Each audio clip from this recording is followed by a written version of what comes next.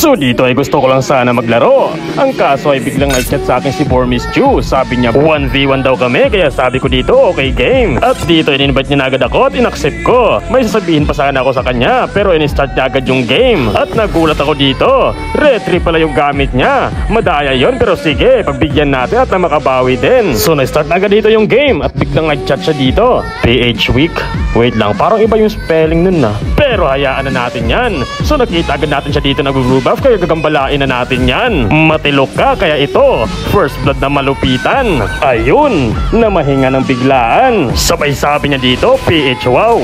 Wow talaga kasi hindi pa ako tapos. Nagre-red buff siya dito at ginambala ko ulit. Kaya ayun ang nangyari. Takbo siya ng malupit at nag-chat ako dito ng Myanmar running. Sabay sundot niya ng PH chasing. Grabe naman talaga yon. Akala mo ba tapos na ako sa'yo? Hindi pa. Freestyle na malupit. Ururururu, sabay suntok na masakit. At nagulat ako sa sinabi niya. Sabi niya, PH chamba?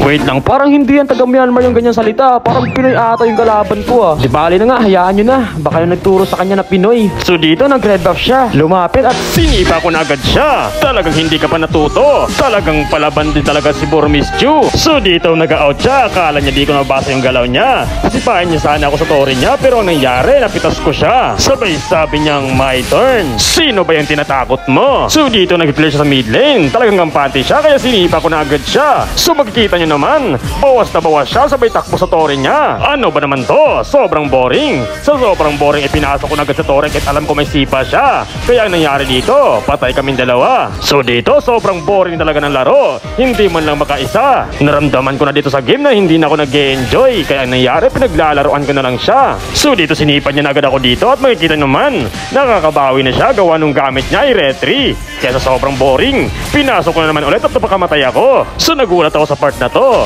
Panoorin nyo. Okay, fast forward muna. So dito nagbalagbagan kami at syempre, nalugi ako sa clash na to kaya nag-out ako. At biglang sinabi niya, ayos boy, takbuhin? Sabi na eh, Pinoy yung kalaban ko eh. Napahiya ako dun na. Kaya simula nung sinabi niya yan, napakamatay na ako dito. Wala na akong pake kung matalo ako dito. Eh paano, inaayos ko pa yung laro ko. Pinoy lang din naman yung kalaban ko.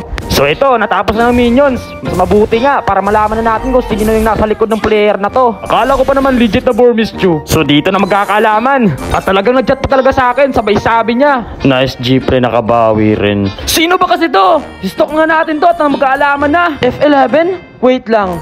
Ay po!